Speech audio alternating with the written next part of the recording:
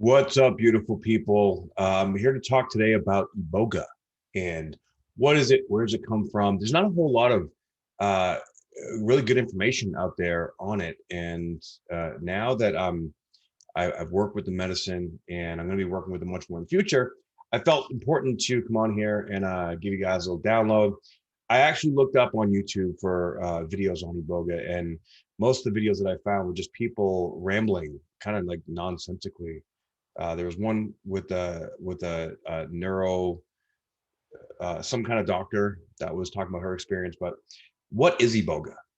First of all, a lot of people don't even know what it is. So Iboga is a tree bark that comes from Gabon, Africa, and it is primarily used by the Bwiti tribe, Bwiti tribe in Africa. It just grows there, and it takes a long time to grow. So that's why it's kind of expensive. But it's also it has a very similar alkaloids to DMT or LSD, but many more that really work on the addiction receptors. All right, it's a very powerful medicine. This is similar to ayahuasca in a way.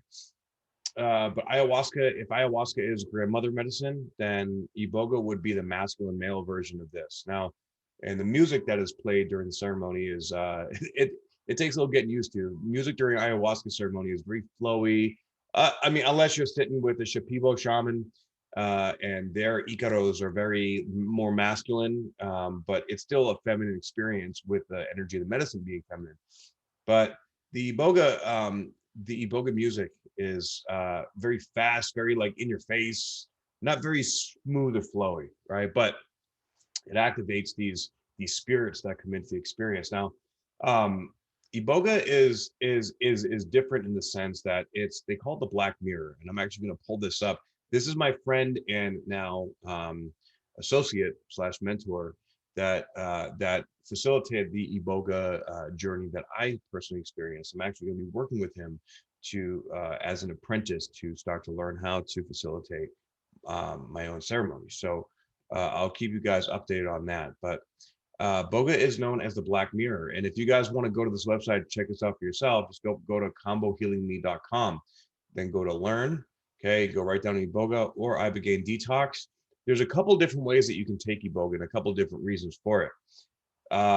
There's the Iboga root bark, which is the most like that. That's how the indigenous people take it, and has the most alkaloids, and that's going to have the most detoxification process in the body. But if you're taking it specifically to detox from drugs like heroin or methamphetamines, things like that, then you can take the TA extract or the ibogaine hydrochloride, which is just isolated extracts. They get rid of all the rest of the alkaloids, and these specifically target the addiction centers of the brain and the opioid receptors to do a complete reset in the brain to really get rid of those addictive natures. Now, don't forget too, we don't just get addicted to drugs, right? We get addicted to negative thinking. We get addicted to, self-limiting belief systems and thought processes and things like that. So if this is the most powerful medicine you can take if you're feeling stuck in life.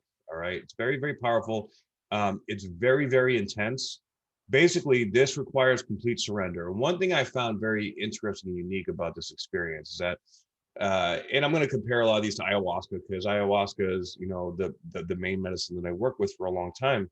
And when you're in an ayahuasca ceremony, they call it going into the spaceship, right? You're in this crowd, room with a bunch of people, and there's a shaman that's seeing Icaros and creating the space. And when you go into your journey, you can feel everybody else's energy, right? Like you can see and feel where people are purging and everybody's purging for each other. The Iboga, it's different. You're not connected to each other. It's almost like you're going deep within yourself and you're not connected to the outside energies but when you go deep within yourself, it's literally going right to the core of your soul. So I'll get into my experience in a minute, but I want to share you guys some of this information. So this is Iboga resets the brain when it comes to addiction, and the success rate of addicts kicking their habit after Iboga is extremely high. In some ways, Iboga is more powerful than ayahuasca, with trips that last from 12 to 24 hours. All right, so you're definitely, it takes a long time to kick in, and it takes a long time to wear off. It's very powerful. Iboga is a very masculine medicine. If ayahuasca is the mother, then Iboga is definitely the father. Iboga stays in a bodily system for a long time after it can have an antidepressant effect. Now, as far as I know, when I was first looking into this, all right, and I even talked to some people that have done it, but they did it in like sort of a medical setting. There's a lot of healing centers like down in Mexico that do Iboga detoxes and healing, but it's in a very clinical setting. So they're not doing it in a ceremonial fashion, which is what I really like. How my boy Bryce, which you guys will meet eventually, he does it in a more like indigenous ceremonial fashion, which I personally think is a more efficient way. It brings out the spirits and the energy of the medicine more efficiently, and it really helps to activate that higher spiritual consciousness. So what is Iboga? It's the full name for it is Tabernanthe Iboga. It is a perennial rainforest shrub native to West Central Africa. The roots of the plant contain a number of indole alkaloids, most notably ibogaine, which is found in the highest concentration in the root bark. Iboga also contains psychoalkaloid coronaridine, ibogamine, tabernanthine, and voacangine. All right. Iboga is a powerful stimulant when taken in small doses and induces intense hallucinations in large doses. In part of Africa where the plant grows, the bark of the root is chewed for ritualistic purposes, specifically the Bwiti religion held by the people of Gabon. So you can microdose with Iboga too. I've been microdosing now for almost 2.5, 3 months. It's the first 2 or 3 weeks that I was microdosing with it. I was getting really triggered, and I smelled really bad because I was purging. My lymphatic system was cleaning out. This is really good for getting rid of heavy metals. It cleans out candida, yeast, fungus. I mean, it kills everything. I've even heard people say that it kills herpes, it kills AIDS, it kills cancer, basically anything in the body. Now, of course, I have to put a disclaimer. This is for educational purposes only. This is not here to cure, diagnose, treat, blah, blah, blah, all that happy horse shit, because it basically is horse shit. But this is the most powerful medicine that I've ever come across and experienced. All right. So how does Iboga work on the brain? The pharmacology of Iboga is complex and poorly understood, while largely behaving as a serotonergic psychedelic similar to LSD, DMT, and psilocybin. Iboga interacts with numerous brain systems, including transporters, opioid receptors, sigma receptors, glutamate receptors, and nicotinic receptors. So this really helps with addiction of all kinds. Not only that, but it's resetting all of your neurotransmitter pathways. So that in and of itself is going to clean the gut. 90% of your serotonin is produced in the gut, right? Iboga is believed to produce its psychedelic effect from its power of binding to the 5-HT2A receptor, which is the same receptor that LSD attaches to. However, the role of these interactions, how they result in the psychedelic experience, continue to remain elusive. With all that being said, ibogaine is of the tryptamine class of alkaloids, putting it in the same category as DMT. Ibogaine is rapidly metabolized in the human body and turned into noribogaine. Noribogaine acts as a serotonin reuptake inhibitor, working the same way as common antidepressant medication. This antidepressant effect can last for a long time after Iboga is taken, so it seems the exact mechanics of action of Iboga not fully understood. Even though it's not fully understood, it is incredibly effective. And there's a very deeply spiritual, like this medicine clears ancestral trauma. So to get into my story a little bit, I have been microdosing the Iboga for about 3 weeks before I went and did my flood dose. Now, when I did my flood dose, I didn't really normally when I get ready for ayahuasca, I diet and I kind of prepare myself. But this time, like I had so much going on in my life that I didn't really prepare as much as I felt like I could have. So I felt a little bit off going into it, right? But like, you know what, I'm going to do it anyways. And honestly, this fear came up in me that was so deep. I literally like I gave my mom and my baby mama's number to my girlfriend. I was like, hey, just in case I don't make it, here's her number, contact her. Here's stuff for my daughter, this and that. And I really thought there was a chance I was going to die. Now, I've experienced many ego deaths before. And, this was just, whenever you're getting ready to do something that your ego knows is going to go bye-bye, that fear comes up. This medicine starts working on you when you make the decision to do it. Now, it really started working on me when I started microdosing, and that's where some massive changes happened with my relationship. And I came to realize how my abandonment issues were, holding me back and making me, uh, keeping me from everything that I really wanted. I was basically lying to myself, and helped me see that. But then when I went to go into the ceremony, I was terrified. I was absolutely fucking terrified. Right? I thought, wow, like I'm going to be too dehydrated and it's going to push my heart over the limit and I'm going to fucking croak and this and that. And I was kind of freaking out a little bit. Right. But I'm a pioneer, right? I'm like, well, like I want to know, I need to know. And all my life, I've been one that like, I'm all about facing my fears. Right. And this is just a whole new level of fear. I was like, you know what? I know my heart's telling me that I need to go through with this. So I did it. When I went, we started, we took it in pill form because it was a little bit easier, right? But we started dosing about every hour, throughout the day, and then right at night we took like our first big dose that was part of the flood dose. It was about like 20 pills for me, and it's based on weight, so it's a little bit different for everybody. So once I took those, it started kicking in, and my body just got so relaxed. I had a hard time walking, and so I went and laid down. And now it's dark out, and they're playing the music, and like about every 20 minutes or so, they're coming around, giving us more, giving us more. For this, I probably took I don't know 100, 120 pills, which equated to, I think it was about 100 grams, 120, 130 grams. And basically you take it until your body cannot like your body just starts rejecting it. Like I was taking pills and I was just projectile vomiting it up, and then taking more pills and then projectile vomiting it up, and then they were like, okay, you're done, you're at your limit. Like, oh, okay. uh so the hallucinations, or the visions that I got, were very different than anything I've ever experienced, because they, like, normally when you're having a vision, like, or especially during ayahuasca, it's so intense, but it's like an amusement park of psychedelic flavors in your mind while you're just laying there. Like, wow, this is so beautiful. But Iboga is different. Iboga, like, I started feeling this, or hearing this whizzing, buzzing sound in the back of my head, like, right here. And I could feel this air, almost like a big beetle or something was flying by my ear, and it was like zoom, zoom. And it actually felt like something was flying around me. And then I started hearing voices. I started hearing these spirits talking to me. And I was closing my eyes. I would close my eyes, and suddenly I would see this world of just spirits everywhere, just fucking everywhere. And I opened my eyes, and it was gone.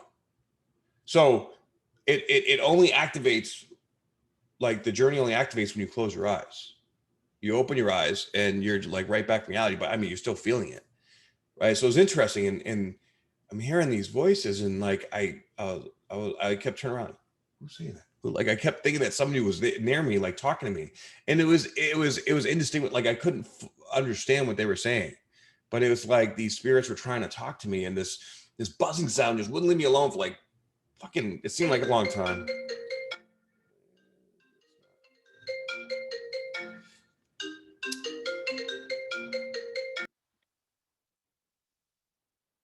Okay, my apologies for that break. I'm probably gonna try to edit that out. So this experience was very deep. I was having these crazy hallucinations, and it was very, very different because it actually felt like it was real. Like, I was having a difficult time like telling what was real and what was not, and it got very dark. I'm not gonna lie. But I think I had so much fear and stuff coming up. I feel like it was all my fear coming to the surface. This fear was consuming my entire consciousness while I was in this process. But Iboga is also known as the black mirror, right? This is all about looking deep within at the very core of the shadow, the very core fundamental nucleus of the reason why we sabotage ourselves, or why we're addicts to something or even someone. So I started seeing these it sort of like look like Gumby, like black Gumbies with very bright white eyes. I call them the shadow people. And they say that you'll see these shadow people. They're like the African spirits. and they started like, they were sort of dancing to the music in this weird stick figure kind of way, right? And suddenly this like gateway opens up behind him, almost like, you ever seen like the never ending story at the end where the dude's going through like those two pillars, right? And he has to choose. Well, there was like this, it was more like a gateway, and suddenly there was this picture. It was almost, it was like burning hell. It was literally like a gateway into hell. It was like my own personal hell. And there was these images that are flashing like 1,000 miles an hour, like, in this hell. It was like a movie screen of like all this really sadistic demonic shit, like babies' limbs being torn apart, people getting stabbed, and like people eating intestines, and weird, deep, dark shit. And I was kind of like, why the fuck are you showing me this? What the hell is going on? Like, I've worked with ayahuasca a lot. I've done a lot of work for myself. Like, why am I seeing all this really dark shit? And so, and there was like these little like demons that were like walking out from the hell into like the closer to me. But as they were walking close to me, they were turning into the shadow people. And the shadow people, they were dark, but I felt a calming, like protected presence with them, and they were urging me to walk into that portal, if you will. So I was terrified, but I walked into it. As soon as I walked into it, boom, it exploded. It was gone. And then there's just hurricane of like lights and like electricity, like seeing colors of electricity just shooting everywhere. And it felt like a hurricane, and my brain was just power washing my brain. It was so intense. Then soon after that, another vortex appeared, but this was a little bit different. At the other side of this vortex, it was like this vortex opened up like above my head, like, I don't know, maybe like eighth or ninth chakra, like above my head. And it opened up, and this is like a vortex of like sacred geometry. And there was a guy staring back at me. Now I can only see like a majority of his face, but he looked like a black magician. And he looked like he was giving me some freaking dirty looks. But he was out there. It's like I think he was angry because he couldn't get at me, or like I think I released this curse. It felt like I released a curse, like an ancestral curse. It was very, very deep. And then suddenly that disappeared, and suddenly the sun was coming up. And mind you, we started at 8 p.m. So this is probably about 6 a.m. And that's really a majority of what I remember through my entire experience. Now, as I started coming out of it, like I started playing like more soothing music, but my whole body, like I got so relaxed that like literally my body was like anesthetized, like anesthetized, even a word. It was like numbed out. Like I could barely walk. I needed people to help pick me up so I could go pee. It was crazy. And I'd say there was probably like 8 different parts or sections to this process, where there was the buildup of the microdosing, and that buildup, there was a lot of anxiety, a lot of like, I was getting sketched out, and like feeling fidgety, and like, oh, what the fuck is going on? What am I doing? And this doesn't feel good, right? And you get kind of worried, like, we're gonna have a bad trip. I don't know what's going on. But then when I got into it, it was just, it took over. It blasted through anything and everything that was blocking me in my way. Then as I was coming out of it, this was so deep. Like, oh, I also projectile vomited for I don't know how long, but it seemed like forever. And it was like full deep breath in, projectile vomit all the way until I couldn't breathe anymore, then breathe all the way in, and then chug some water, then puke it out, and over and over again for I don't know how long. And as I was coming out of it, the hallucinations and everything started going away, but I felt disconnected from myself in a way. Like, it's like, what the fuck just happened? Like, I wasn't connected to my body again yet, and I felt like so many things changed. I didn't really know like who I was in a way. It was very, very strange. And I was laying there, and I was just like, my mind was still active, my body was just wasted, and just laying there listening to music. Thank God I had my sound lounge, and I turned that on. The vibration really helped, but I was so numbed out that I could actually barely feel the vibration for a good 12 hours. So I pretty much slept for almost a day after that. I didn't eat for 2 days. I was just so out of it. And then finally, when I started coming back to it, I probably lost about 10 pounds, and I started eating again, and finally was able to, speak and communicate. And I felt fundamentally, I still feel fundamentally different. I've always had a bit of an addictive personality. I'm very like, I'm a life path 111, and I'm a Capricorn, Aries rising, Aquarius moon. So I tend to be very passionate yet stubborn, right? When I'm, especially if I'm really passionate about something or someone, I'm like, 100%, let's go, right? So, and so I teeter on that threshold of like genius and insanity, but that's also where I do get all my cool shit from. And that's why I like to explore and experience these kind of things. That's why I diffuse bombs for a living back in the day, right? That's why I competed in bodybuilding. Like, not a whole lot of people do this stuff or did this stuff back then. And not a whole lot of people really know about this. And I really feel like this medicine has a lot of promise for a lot of people that are looking to change their lives, especially addicts. The opioid crisis is absolutely insane in the United States. And this is by far the most powerful medicine to help people get away and off opioids. My friend Bryce, he owns a healing center down in Mexico, and I'm going to be heading down there to work with him with that. He's going to be teaching me about this and about working with Bufo as well. If you guys know what Bufo is, it contains 5-MeO-DMT, and that is also a very powerful medicine. A lot of times they'll do Bufo after they do Iboga to sort of bring the consciousness back in the brain, ground you out, and really connect the dots, so to speak, for everything. But this is pretty much an overview of my experience with Iboga. If you'd like more information, please feel free to message me and DM me, and I'll be happy to connect with you. And if you would like more information just to research on yourself, go to combohealingme.com. It's my friend Bryce's website, and him and I are working together. Go down to Mexico and check out his healing center. And we'll be doing other things too. We're expanding, and we're going to be really doing everything we can to get out there and help as many people as we can. So please, if you found this video helpful, please like, share, and subscribe. I greatly appreciate it. And let me know in the comments below what you think. If you would like to know more information, if this video generated any more questions for you, I'm happy to talk more. And I'm gonna be inviting Bryce on to do a Q&A and speak more about this medicine with you guys, so you can really fully understand the depths of what it is, how it interacts, the dangers, the benefits, all this stuff. Also very important. Thank you guys very much for tuning in. I love y'all very much. Have a beautiful, beautiful day.